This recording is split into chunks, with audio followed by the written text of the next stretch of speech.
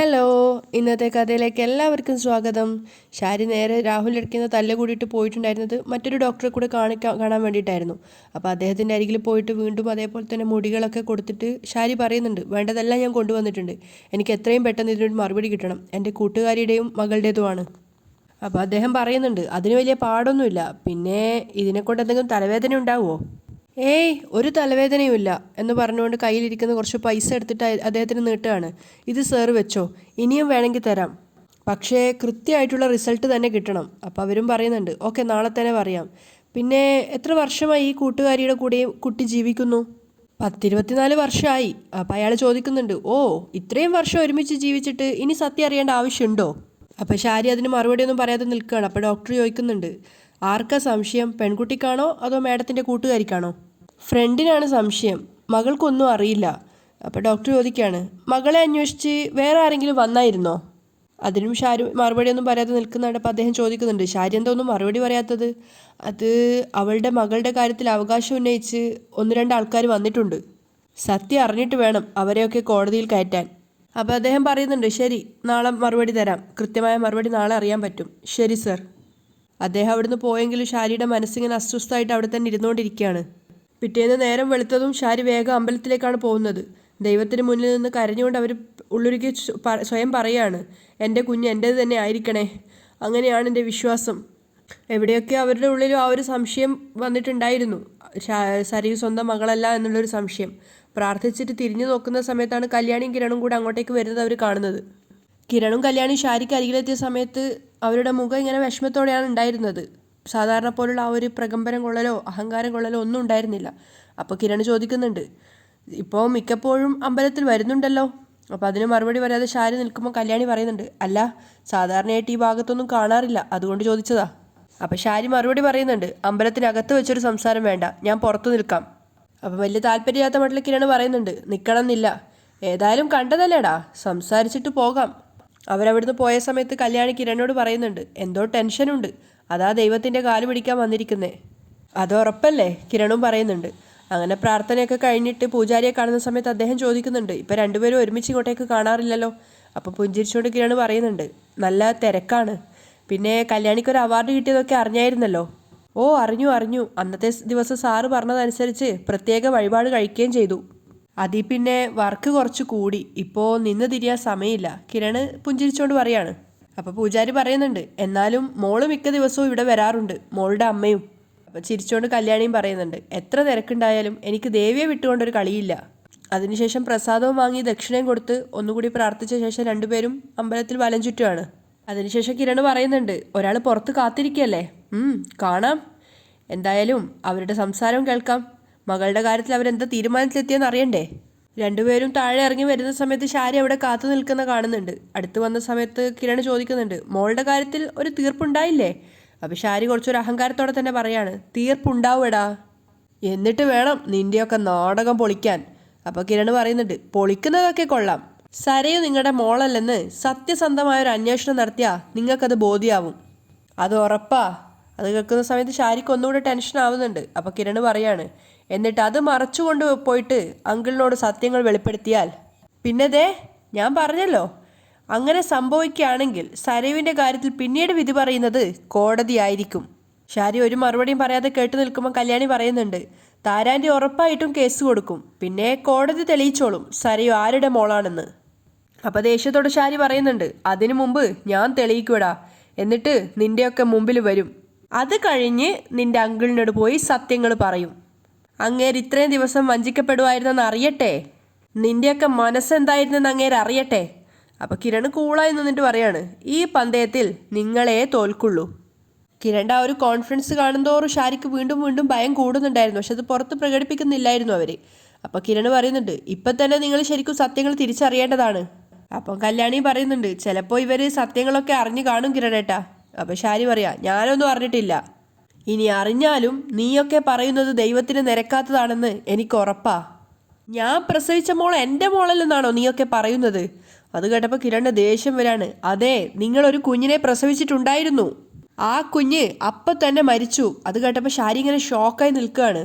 അപ്പോൾ കിരൺ പറയുന്നുണ്ട്, ആ നേരത്തെ നിങ്ങൾക്ക് ബോധമില്ലായിരുന്നു, ആ സമയത്താ വേറൊരു കുഞ്ഞിനെ നിങ്ങളുടെ അടുത്ത് കൊണ്ടുവന്ന് വെച്ചത്. പെട്ടെന്ന് ശാരി ചിരിച്ചുകൊണ്ട് പറയാണ്, ഹാ ഹാ ഹാ, എത്ര നല്ല കഥ. ഇവളായിരിക്കും ഈ കഥയൊക്കെ നിനക്ക് പറഞ്ഞു തരുന്നത്. ഇവക്കല്ലെങ്കിലും ബുദ്ധി കുറച്ച് കൂടുതലാണല്ലോ. 3-ാം ക്ലാസ് വരെ പഠിച്ചവള് കോടതിയിൽ പോയി വാദിച്ച് ജയിച്ചില്ലേ. അത് കേട്ടപ്പോൾ കല്യാണിക്ക് ദേഷ്യം വരികയാണ്. ഇന്ന് ഞാൻ 3-ാം ക്ലാസ് വരെ പഠിച്ച കുട്ടിയല്ല. ഇന്ന് നിങ്ങളെ മോളെക്കാളിലും എനിക്ക് നല്ല അറിവുണ്ട് പല കാര്യത്തിലും. അത് കേട്ടപ്പോൾ ശാരിക്ക് കുറച്ച് ദേഷ്യം വരികയാണ്. പക്ഷെ അപ്പോഴേക്കും കിരൺ കളിയാക്കിക്കൊണ്ട് പറയും, ഇവരുടെ മോളോ? കല്യാണി താരാൻ്റിയുടെ മോളെന്ന് പറ. അത് കേട്ടപ്പോൾ ശാരി ദേഷ്യത്തോടെ പൊട്ടിത്തെറിക്കുകയാണ്. നിർത്തടാ. ഏത് താരാൻ്റിയടാ? അലഞ്ഞു തിരിഞ്ഞ് നടക്കുന്ന ഇവളെപ്പോലെ സംസാരിക്കാൻ കഴിയാത്ത ഒരുവളുടെ കുഞ്ഞാണോ എൻ്റെ മോള്? അത് കേട്ടപ്പോൾ കിരൺ പറയുന്നുണ്ട്, ഇവളിപ്പോൾ സംസാരിക്കാൻ കഴിയാത്ത പെൺകുട്ടിയല്ല, നിങ്ങളെക്കാളും നന്നായിട്ട് സംസാരിക്കാൻ കഴിവുള്ള പെൺകുട്ടിയാ. അറിയാടാ. ഇവള് സംസാരിക്കാൻ തുടങ്ങിയത് പിന്നെ നോക്കെടുത്താൽ കള്ളമേ പറയൂ. അതുകൊണ്ടാ എൻ്റെ മോള് മറ്റൊരുത്തിയുടെ കുഞ്ഞാണെന്ന് പറയുന്നത്. അത് കേട്ടപ്പോൾ പരിഹാസത്തോടെ കല്യാണി പറയുന്നുണ്ട്, ജന്മനാ സംസാരശേഷിയുള്ള പലർക്കും നാവ് പിഴക്കാറുണ്ട്, കള്ളങ്ങൾ പറയാറുണ്ട്. എന്നാ അവർക്കൊന്നും സംസാരത്തിൻ്റെ ശബ്ദത്തിൻ്റെ മൂല്യം അറിയില്ല. എന്നാ ഇത്രയും കാലം സംസാരിക്കാതിരുന്ന എനിക്ക് അത് നന്നായിട്ടറിയാം. അതുകൊണ്ട് ഒരിക്കലും ഞാൻ ഇല്ലാ കഥകൾ പറയില്ല, കഥകൾ ഉണ്ടാക്കുകയും ചെയ്യില്ല. നിങ്ങൾ സത്യസന്ധമായിട്ടൊരു അന്വേഷണം നടത്തിയാൽ നിങ്ങൾക്കും കാര്യങ്ങൾ മനസ്സിലാവും സരയു നിങ്ങളുടെ മോളല്ല എന്ന്. അപ്പം ശാരി പറയുന്നുണ്ട്, മറിച്ച് സംഭവിച്ചാ എന്താ സംഭവിക്കുക എന്ന് ഇവൻ നിന്നോട് പറഞ്ഞായിരുന്നോ? അപ്പം കല്യാണി ചെറിയൊരു വിഷമത്തോടെ പറയുന്നുണ്ട്, പറഞ്ഞായിരുന്നു. അത് ഞാനും സമ്മതിച്ചിട്ടുണ്ട്. സരയു നിങ്ങളുടെ മോളാണെന്ന് തെളിയിച്ചാ ഉറപ്പായും ഞങ്ങൾ രണ്ടിടത്തായിരിക്കും. കല്യാണി കിരണിനെ നോക്കിക്കൊണ്ടാണ് പറയുന്നത്. സങ്കടത്തോടു കൂടിയാണ് അവർ പരസ്പരം നോക്കുന്നത്. അപ്പോൾ കല്യാണി പറയുന്നുണ്ട്, ഒരിക്കലും ഒന്നിച്ചു ജീവിക്കില്ല. അത് കേട്ടപ്പോൾ ശാരി പുഞ്ചിരിച്ചോണ്ട് പറയാണ്, ആ കാഴ്ച കാണാനാണ് ഞാൻ കാത്തിരിക്കുന്നത്. എത്രയും പെട്ടെന്ന് അതിനുള്ള ഭാഗ്യം എനിക്ക് കിട്ടും, നോക്കിക്കോ. അവരെ രണ്ടുപേരെ നോക്കി വെല്ലുവിളിച്ചിട്ടാണ് ശാരി അവിടുന്ന് പോകുന്നത്. ശാരിയോട് അത്രയൊക്കെ സംസാരിച്ച ശേഷം കല്യാണിക്കും കിരണിനും ഒരുപോലെ സങ്കടം ഉണ്ടായിരുന്നു. ശാരി അവിടുന്ന് പോയതിനു ശേഷം കിരണിനോട് കല്യാണി അക്കാര്യം പറയുകയും ചെയ്തു. വേർപിരിയെന്നൊക്കെ പറഞ്ഞപ്പോൾ എന്തോ ഒരു വേദന പോലെ. അപ്പോൾ കിരൺ ധൈര്യത്തോടെ പറയുന്നുണ്ട്, അതിന് വേർപിരിയേണ്ടി വരില്ലല്ലോ, നീ വാ എന്ന് പറഞ്ഞുകൊണ്ട് കിരൺ അമ്പലത്തിൽ നിന്ന് ഇറങ്ങുകയാണ്. അപ്പോൾ ഒന്നുകൂടെ ദൈവത്തെ നോക്കി പ്രാർത്ഥിച്ചതിന് ശേഷമാണ് കല്യാണി പിന്നാലെ ഇറങ്ങിയത്. കിരണും കല്യാണിയും നേരെ പോയിട്ടുണ്ടായിരുന്നത് രൂപയുടെ അരികിലേക്കാണ്. അവിടെ വെച്ച് കിരൺ അമ്മയോട് ചോദിക്കുന്നുണ്ട്, അമ്മ എന്തിനാ ഇങ്ങനെ പേടിക്കുന്നേ? അങ്കിളിനോട് അവർ കാര്യങ്ങളൊക്കെ പറഞ്ഞാൽ അമ്മയ്ക്ക് എന്താ കുഴപ്പം? അപ്പം രൂപ പറഞ്ഞു കൊടുക്കുന്നുണ്ട്, മോൻ്റെ അച്ഛനും ഞാനും ഒരുമിച്ചതിന് ശേഷം ആ കാര്യങ്ങൾ ഞങ്ങൾ നിങ്ങളെ അറിയിക്കാതിരുന്നത് എന്തുകൊണ്ടാ? മോൻ്റെ അച്ഛൻ പലപ്പോഴും പറഞ്ഞു മക്കൾ അറിഞ്ഞാൽ എന്താ കുഴപ്പമെന്ന്. ഞാനത് മനഃപൂർവ്വം മൂടി വെച്ചതാ. അപ്പോൾ കിരണും കല്യാണി പരസ്പരം മുഖത്തോട് മുഖം നോക്കുകയാണ്. അപ്പോൾ രൂപ പറയുന്നുണ്ട്, വേറൊന്നും കൊണ്ടല്ല, നിന്റെ അങ്കിളിന് തലക്കൊരു കുഴപ്പമില്ല. എന്നാൽ ഞാനും ചന്ദ്രേട്ടനും നമ്മളെല്ലാവരും ഒരുമിച്ചു എന്നറിഞ്ഞാൽ അയാൾക്ക് ഭ്രാന്ത് വരും. പിന്നെ അയാൾ എന്ത് ചെയ്യുമെന്ന് പറയാൻ പറ്റില്ല. അപ്പോൾ കല്യാണി പറയുന്നുണ്ട്, ഇപ്പം അയാൾ മെൻ്റൽ ഹോസ്പിറ്റലിൽ കിടന്നതുകൊണ്ട് അയാൾ എന്ത് തെറ്റ് ചെയ്താലും അയാൾക്ക് വലിയ ശിക്ഷയൊന്നും കിട്ടാൻ പോകുന്നില്ല. അപ്പോൾ രൂപയും പറയുന്നുണ്ട്, അതാണ് അവൻ്റെ ബലം. അതുകൊണ്ട് തന്നെ ഒരു കാരണവശാലും നമ്മൾ തമ്മിലുള്ള സ്നേഹം ആത്മാർത്ഥമായിട്ടുള്ളതാണെന്ന് അവൻ അറിയാൻ പാടില്ല. അപ്പോൾ കിരൺ പറയുന്നുണ്ട്, ഇതേവരെ ആൻറ്റി അതിനെപ്പറ്റിയൊന്നും അങ്കിളിനോട് പറഞ്ഞിട്ടില്ല, പറഞ്ഞിരുന്നെങ്കിൽ അമ്മ അറിഞ്ഞേനെ. അപ്പോൾ കല്യാണി പറയുന്നുണ്ട്, ഞാൻ മനസ്സിലാക്കിയെടുത്തോളം അയാൾ നമ്മളെക്കാളും കൂടുതൽ വിഷമിക്കുന്നത് മനോഹറിൻ്റെ കാര്യത്തിലാണ്. അതുകൊണ്ടാണ് മനോഹറിനെ ഒഴിവാക്കിയിട്ട് ആ സ്ഥാനത്തേക്ക് കിരണേട്ടനെ കൊണ്ടുവരണമെന്ന് അയാൾ ആഗ്രഹിക്കുന്നത്. കല്യാണി മോളെ ഒഴിവാക്കിയിട്ട് ആ സ്ഥാനത്ത് അയാളുടെ മോളെ കൊണ്ടുവരാനായ അയാളുടെ ശ്രമം. അപ്പോൾ കിരണും പറയുന്നുണ്ട്, അതെനിക്കറിയാലോ അമ്മേ, പക്ഷേ ആ അവസ്ഥയിലാണ് ബുദ്ധിരാക്ഷസനായ എൻ്റെ അങ്കിളിന് പിഴവ് സംഭവിക്കുന്നത്. ഇവളെൻ്റെ ജീവിതത്തിലേക്ക് വരാത്തപ്പോൾ പോലും അങ്ങനെ ഒരു കാര്യം അയാളെ കൊണ്ട് സാധിച്ചിട്ടില്ല. പിന്നെ ഇവൾ വന്നതിന് ശേഷം, എൻ്റെ കുഞ്ഞിൻ്റെ അമ്മയായതിനു ശേഷം അങ്ങനെ ഒരു കാര്യം അയാളെ കൊണ്ട് സാധിക്കുമെന്ന് തോന്നുന്നുണ്ടോ? അപ്പം കുറച്ചു നേരം ആലോചിച്ചതിന് ശേഷം വിഷമത്തോടെ കല്യാണി പറയുന്നുണ്ട്, ഞാൻ മരിക്കുവാണെങ്കിൽ അതിന് സാധ്യതയുണ്ടല്ലോ. അപ്പോൾ ദേഷ്യത്തോടെ കിരൺ പറയുന്നുണ്ട്, കല്യാണി മരണത്തെക്കുറിച്ചൊന്നും പറയണ്ട. ഇനിയിപ്പോൾ നിനക്ക് എന്ത് സംഭവിച്ചാലും ശരി, എൻ്റെ ജീവിതത്തിൽ എനിക്കൊരൊറ്റ ഭാര്യയെ ഉണ്ടാവൂ, അതെൻ്റെ കുഞ്ഞിൻ്റെ അമ്മ തന്നെ ആയിരിക്കും. അത് കേട്ടപ്പോൾ പുഞ്ചിരിച്ചുകൊണ്ട് കല്യാണി പറയുന്നുണ്ട്, അതെനിക്കറിയാം കിരണേട്ടാ. പക്ഷേ കിരണേട്ടൻ്റെ അങ്കിളിനെ പോലുള്ള ആൾക്കാർ സ്വന്തം ലാഭത്തിന് വേണ്ടി ഏതറ്റം വരെയും പോകാനുള്ള സാധ്യതയുണ്ട്. ആ സമയത്ത് ചിലപ്പോൾ നമ്മൾ പോലും അറിയാതെ ചില നഷ്ടങ്ങൾ ഉണ്ടായിന്ന് വരും. കിരണും അത് ശ്രദ്ധയോടെ കേട്ടിരിക്കുകയാണ്. അപ്പോൾ രൂപ പറയുന്നുണ്ട്, അതുകൊണ്ട് താരയുടെ പേര് പറഞ്ഞ് ശാരിയെ വിലക്കണം. പറയേണ്ട രീതിയിലൊക്കെ പറഞ്ഞ് ഞാൻ വിലക്കിയിട്ടുണ്ട്. പിന്നെ അവിടെ താരാൻ്റിയുടെ മകളാണ് സരയു എന്നറിയാവുന്ന ഒരുത്തൻ കൂടിയുണ്ട്, മനോഹർ. ഇനിയിപ്പോൾ ഒന്നും നടന്നില്ലെങ്കിൽ അവനെ കൊണ്ട് ഞാൻ പണി പറ്റിച്ചോളാം. അത് രൂപ അംഗീകരിക്കുകയാണ്. അപ്പോൾ അമ്മയുടെ തീരുമാനം നമ്മുടെ ഈ നാടകം അങ്കിൾ അറിയരുത് എന്ന് തന്നെയാണോ? അതെ, കഴിയുന്നിടത്തോളം കാലം അയാൾ ഒന്നും അറിയരുത്. എന്നായാലും അയാൾ തളയ്ക്കപ്പെടും. മനോഹർ ഉൾപ്പെടെ ഒരുപാട് ദുരന്തങ്ങൾ അയാൾക്ക് മുന്നിലുണ്ട്. അതുകൊണ്ട് നമ്മൾ ഗാലറിയിൽ ഇരുന്ന് കളി കണ്ടാൽ മതി, ഇറങ്ങി കളിക്കണ്ട. അപ്പം കിരണും അത് അംഗീകരിക്കുകയാണ്. ശരി, എങ്കിൽ പിന്നെ ആൻറ്റി അവരുടെ ഭാഗത്തുള്ള അന്വേഷണം തുടരട്ടെ. അതിൻ്റെ അവസാനം അവർക്ക് കീഴടങ്ങാതെ പറ്റില്ല. ജീവിതത്തിൽ ആദ്യമായിട്ട് അവരറിയാൻ പോവുക ഇത്രയും കാലം താലോലിച്ച മകൾ സ്വന്തം മകളല്ലെന്ന്. അതിനപ്പുറം അവർക്കൊരു തിരിച്ചടി കിട്ടാൻ പോകുന്നില്ല. ഒരുപക്ഷെ ഈ സത്യം അറിഞ്ഞതിന് ശേഷം അവർ ആത്മഹത്യ ചെയ്യാനുള്ള സാധ്യത പോലുമുണ്ട്. അതിനുശേഷം അമ്മയോട് യാത്ര പറഞ്ഞ് അവർ രണ്ടുപേരും അവിടെ നിന്ന് ഇറങ്ങുകയാണ്. അതേസമയം മാഗ്നയുടെ അനിയത്തിയായ നിഷയുടെ പെണ്ണ് കണ്ടിട്ട് ഏകദേശം സക്സസ് ആയ ഒരു അവസ്ഥയിലാണ് മനോഹറിനുള്ളത്. അപ്പോൾ അവളെയും കൂട്ടിയിട്ട് നാട് ചുറ്റുകയാണ്. അപ്പം പ്രണയത്തോടു കൂടി ഇങ്ങനെ അവളെ നോക്കിയിരിക്കുകയാണ് വണ്ടിയിൽ യാത്ര ചെയ്തുകൊണ്ട് തന്നെ. അപ്പം അവളോട് പറയുന്നുണ്ട്, ഇത്തവണയും നാട്ടിൽ വന്നിട്ട് പെണ്ണ് കണ്ട് നിരാശനായി പോവേണ്ടി വരും എന്നാണ് കരുതിയത്. പക്ഷേ യാദൃശ്ചികമായിട്ടാണ് നിഷയെ കണ്ടത്. ഒരുപാട് പെണ്ണ് കണ്ടിട്ടുണ്ടായിരുന്നു, ഒന്നും ശരിയായില്ല. പിന്നെ വീട്ടിലേക്ക് വന്നപ്പോൾ എനിക്ക് വീടും ഇഷ്ടപ്പെട്ടു, വീട്ടുകാരെ ഇഷ്ടപ്പെട്ടു. അപ്പം നിഷ പറയുന്നുണ്ട്, എൻ്റെ ചേച്ചിയുടെ കല്യാണത്തെ പറ്റി ഞാൻ പറഞ്ഞിരുന്നല്ലോ. പറഞ്ഞിട്ടുണ്ടായിരുന്നു. പ്രേമിച്ച് കല്യാണം കഴിക്കുന്നതിലൊന്നും തെറ്റില്ല, പക്ഷെ പ്രേമിക്കുമ്പോഴും അന്തസ്സുള്ളവരെ പ്രേമിക്കണം, നിഷ പറയാണ്. അതുകൊണ്ട് ഇപ്പം എന്താ, ഭർത്താവില്ലാതെ എവിടെയോ ജീവിക്കുക. അപ്പം മനോഹർ പറയുന്നുണ്ട്, ഇനിയിപ്പോൾ പ്രേമിച്ച ആളെ നഷ്ടപ്പെട്ട സ്ഥിതിക്ക് പഴയ വൈരാഗ്യമൊന്നും വേണ്ട മോളൂ. സാമ്പത്തികമായിട്ട് എന്തെങ്കിലും സഹായം ചെയ്തു കൊടുക്കണമെങ്കിൽ ചെയ്തു കൊടുത്തോ.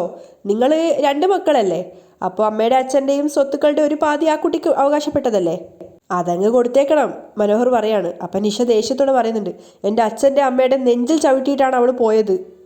ഞങ്ങളുടെ കുടുംബത്തിന് അത്രയേറെ അപമാനം അവൾ ഉണ്ടാക്കി. അങ്ങനെയുള്ളവൾക്ക് എന്തിനാ ഷെയർ കൊടുക്കുന്നേ? അപ്പം മനോഹർ പറയുക, ഷെയർ വേണമെന്ന് പറഞ്ഞാൽ ആ കുട്ടി കോടതി പോവുകയാണെങ്കിൽ പ്രശ്നമാണ്. നാണുള്ളവളാണെങ്കിൽ അവൾ അങ്ങനെ പോവില്ല, നിഷ പറയുന്നുണ്ട്. മനോഹർ പറയാ, ഒരുപാട് സ്വത്തൊക്കെ ഉണ്ടെങ്കിൽ അവൾക്ക് ആ പകുതി കൊടുക്കുന്നതല്ലേ നല്ലത്. നമുക്കാണ് ഇതിൻ്റെ ഒന്നും ആവശ്യമില്ല. എനിക്ക് വേണ്ടത് നിഷയാ, അല്ലാതെ സ്വത്തൊന്നുമല്ല. മനോഹർ പ്രണയത്തോടെ നിഷയോട് പറയാണ്. അപ്പം നിഷ ചോദിക്കുന്നുണ്ട്, പിന്നെ എൻ്റെ അമ്മയുടെ കോടിക്കണക്കിന് വരുന്ന സ്വത്ത് ആർക്ക് കൊടുക്കാനാ? അപ്പം മനോഹർ മനസ്സിൽ വിചാരിക്കും, എൻ്റെ ദൈവമേ, അപ്പം കോടികളുണ്ടെന്നുള്ള കാര്യം ഉറപ്പായി. അല്ല, എനിക്കിതിലൊന്നും താല്പര്യമില്ലാത്തത് കൊണ്ടാണ് ഞാനിതൊന്നും ചോദിക്കാഞ്ഞത്. അന്ന് പെണ്ണ് കാണാൻ വന്നപ്പോൾ തന്നെ നിഷയുടെ അച്ഛൻ എന്നോട് ചോദിച്ചായിരുന്നു കൊടുക്കൽ വാങ്ങലിനെ പറ്റിയൊക്കെ. എനിക്ക് ആകെ ഒരു നിർബന്ധമേ ഉള്ളൂ, ഞാൻ കാണുന്ന പെണ്ണ് സുന്ദരിയായിരിക്കണം, എനിക്ക് ചേരുന്നവളായിരിക്കണം എന്നിട്ട് പറഞ്ഞ നിഷയെ നോക്കുകയാണ്. അപ്പം നിഷ പറയുന്നുണ്ട്, അച്ഛനന്ന് പറഞ്ഞായിരുന്നു ഒരു 10-25 ലക്ഷം രൂപ റോണിയേട്ടൻ്റെ അക്കൗണ്ടിലേക്ക് ഇട്ട് തരണം എന്നൊക്കെ. അതെന്തിനാ? മനോഹർ ചോദിക്കുന്നുണ്ട്. കല്യാണ ചെലവൊക്കെ ഇല്ലേ, അതൊക്കെ നടത്തണ്ടേ? എന്നെ കൊച്ചാക്കാണോ, എനിക്കതിൻ്റെ ഒന്നും ആവശ്യമില്ല എന്നൊക്കെ പറയുന്നുണ്ട് മനോഹർ. അപ്പോൾ അവൾ പറയുന്നുണ്ട്, അത് ഞങ്ങളുടെ ഒരു രീതിയാണ്. റോണിയേട്ടന് വേണ്ടെങ്കിൽ എടുക്കണ്ട, അത് അതുപോലെ അക്കൗണ്ടിൽ കിടന്നോട്ടെ. അച്ഛൻ്റെ അമ്മയുടെ സന്തോഷത്തിന് തരുന്നത് വേണ്ടാന്ന് പറയരുത്. ഇതെന്നെ വിഷമിപ്പിക്കുന്ന ഒരു ഏർപ്പാടായി പോയല്ലോ, മനോഹർ അഭിനയിക്കുകയാണ്. അപ്പം നിഷ പറയുന്നുണ്ട്, വിഷമമൊന്നും വേണ്ട, പാരമ്പര്യമായിട്ട് കുടുംബത്തിൽ നടക്കുന്ന ഒരു ഏർപ്പാട് അങ്ങനെ തന്നെ നടന്നോട്ടെ. എനിക്ക് ഡയറക്റ്റായിട്ട് പെങ്ങളൊന്നുമില്ല, എനിക്കൊരു വല്യച്ഛൻ്റെ മോളുണ്ടായിരുന്നു. അവളുടെ കല്യാണത്തിന് ഇതുപോലെ കല്യാണം കഴിക്കാൻ പോകുന്ന ചെക്കന് പണം കൊടുക്കണം എന്ന് പറഞ്ഞിട്ട് ഞാനാണ് 50 ലക്ഷം രൂപ കൊടുത്തത്. ആഹാ, അങ്ങനെ ചെയ്ത ആളാണോ ഇപ്പം വേണ്ടാന്ന് പറയുന്നേ? നിഷ അതിശയത്തോട് ചോദിക്കുന്നുണ്ട്. പക്ഷെ എൻ്റെ കല്യാണത്തിൽ ഇതൊന്നും വേണ്ടാന്ന് ഞാൻ അന്നേ തീരുമാനിച്ചതാ, മനോഹർ പറയുന്നുണ്ട്. അതാ ഇപ്പം നിഷയുടെ വീട്ടുകാരും കൂടെ തിരുത്തി കുറിക്കാൻ പോകുന്നത്. അതൊക്കെ കേട്ടപ്പോൾ നിഷയ്ക്ക് ഭയങ്കര സന്തോഷമാവുകയാണ്. അപ്പോഴേക്കും മനോഹറിൻ്റെ ഫോണിലേക്ക് സരുവിൻ്റെ കോൾ വരുന്നുണ്ടായിരുന്നു. എടുത്തു നോക്കിയ സമയത്ത് സരുവിൻ്റെ പേര് കണ്ടപ്പോൾ മനോഹർ ദേഷ്യം വരികയാണ്. ഇവർക്ക് വിളിക്കാൻ കൊണ്ടൊരു നേരം. അങ്ങനെ ഫോൺ സൈലൻ്റ് ആക്കിയിട്ട് വീണ്ടും എടുത്ത് മാറ്റുന്ന സമയത്ത് നിഷ ചോദിക്കുന്നുണ്ട്, ആരാ വിളിച്ചത്? ഇടയ്ക്കിടയ്ക്ക് വിളിക്കുന്നുണ്ടല്ലോ. അപ്പം മനോഹർ വേഗം പറയാണ്, അതെ, ഞങ്ങൾ ഈ കേരളത്തിൽ വന്നു കഴിഞ്ഞാലേ എൻ്റെ കമ്പനി കയറാൻ വേണ്ടിയിട്ട് ഒരുപാട് പേരിങ്ങനെ ഇടയ്ക്കിടയ്ക്കേ വിളിച്ചുകൊണ്ടിരിക്കും. കുറേ ഭാഗം പെൺകുട്ടികൾ തന്നെയാണ്. മുമ്പൊക്കെ വിദേശത്തേക്ക് പോവാൻ പെൺകുട്ടികൾ ഭയങ്കര മടിയായിരുന്നു. എന്നാൽ ഇപ്പോൾ അവർക്കാണ് താല്പര്യം. നാടിനെ അവരത്രയ്ക്ക് അങ്ങോട്ട് മടുത്തു കഴിഞ്ഞു. അപ്പം നിഷ പുഞ്ചിരിച്ചോണ്ട് പറയും, ഞാനും അങ്ങനെ തന്നെയാ. വിദേശത്തേക്ക് പോയി കഴിഞ്ഞാൽ പിന്നെ നമുക്ക് ടെൻഷനില്ല. അപ്പം മനോഹർ വേഗം പറയും, അയ്യോ അങ്ങനെയൊന്നും ചിന്തിക്കരുത് കേട്ടോ, അച്ഛനും അമ്മയും ഇവിടെയാണ്. അപ്പോൾ പെട്ടെന്ന് നിഷ സങ്കടപ്പെടുന്നത് കണ്ടപ്പോൾ മനോഹർ പറയും, സാരില്ല, നമുക്ക് അച്ഛനും അമ്മയും കൂടെ കൊണ്ടുപോകാൻ പോകുമ്പോൾ എല്ലാം വിറ്റ് നമുക്ക് ബാങ്കിലിടണം. വെറുതെ ഇങ്ങനെ വീട് ഇവിടെ വെച്ചിട്ട് ചെതലിരിക്കാൻ വെക്കണ്ടല്ലോ, ആരെങ്കിലുമൊക്കെ താമസിക്കട്ടെന്നേ. അപ്പം നിഷ പറയുന്നുണ്ട്, അത് മരുമോൻ തന്നെ അങ്ങ് പറഞ്ഞാൽ മതി. ഞാൻ പറയില്ല, നിഷ പറഞ്ഞാൽ മതി. അങ്ങനെ പ്രണയത്തോടുള്ള സല്ലാപങ്ങളൊക്കെ ആയിട്ട് അവരുടെ യാത്ര തുടരുകയാണ്. അതേസമയം സരയു ഇങ്ങനെ ആകെ മൊത്തം ടെൻഷൻ അടിച്ച് നിൽക്കുമ്പോഴാണ് അമ്പലത്തിൽ പോയിട്ട് ഷാരി കയറി വരുന്നത്. അവർ രണ്ടുപേരും പരസ്പരം കുറച്ചു നേരം മുഖത്തോട് മുഖം നോക്കി നിൽക്കുകയാണ്. അതിനുശേഷം സരയു പുഞ്ചിരിച്ചപ്പോൾ ഷാരിയും പുഞ്ചിരിക്കുന്നുണ്ട്. സരയുവിന് ചന്ദനം തൊട്ട് കൊടുത്ത ശേഷം അവൾ ചോദിക്കുന്നുണ്ട്, അമ്മ എന്തിനിങ്ങനെ ഓടി നടക്കുന്നേ? ആരെ കാണാനാ അമ്മ പോകുന്നേ? അപ്പം ഷാരി പറയുന്നുണ്ട്, അമ്മയുടെ ഓട്ടത്തിന് ഉടനെ ഒരു അവസാനം ഉണ്ടാവും. അതെന്താന്ന് പറഞ്ഞൂടെ? അമ്മയുടെ ഇപ്പോഴത്തെ സ്വഭാവം എന്നെ വല്ലാതെ അസ്വസ്ഥയാക്കിക്കൊണ്ടിരിക്കുക. അതിന് മറുപടിയൊന്നും പറയാതെ ശാരി നോക്കി നിൽക്കുകയാണ്. അപ്പോൾ സരയു പറയുന്നുണ്ട്, അച്ഛൻ എന്നോട് വെറുപ്പോടെ സംസാരിക്കുമ്പോൾ അമ്മ എന്നെ കൂടുതൽ കൂടുതൽ സ്നേഹിക്കുക. നിങ്ങൾക്ക് രണ്ടുപേർക്കും എന്തോ സാരമായ തകരാറുണ്ട്. അപ്പോൾ ശാരി സങ്കടത്തോടെ പറയുന്നുണ്ട്, അതേ മോളെ, ഇനി എൻ്റെ സമനില തെറ്റുമോന്ന് അറിയില്ല. അപ്പോൾ സരയു ചോദിക്കുക, അച്ഛൻ്റെ ഇപ്പോഴത്തെ അവസ്ഥയാണോ അമ്മയുടെ ഈ വിഷമത്തിന് കാരണം? അപ്പോൾ സങ്കടത്തോടെ ശാരി പറയുന്നുണ്ട്, അതെ, അച്ഛൻ തന്നെയാണ് എല്ലാത്തിനും കാരണം. അതിനി പാടി നടന്നിട്ട് കാര്യമില്ല മോളെ. അയാൾ മൊത്തത്തിൽ നമ്മളെ ചതിച്ചു കളഞ്ഞു. അത് കേട്ടപ്പോൾ സരയു ഇങ്ങനെ ഷോക്കോടെ നോക്കി നിൽക്കുകയാണ് അമ്മയെ തന്നെ. അവിടെയാണ് ഇന്നത്തെ എപ്പിസോഡ് വൈൻഡപ്പ് ചെയ്യുന്നത്.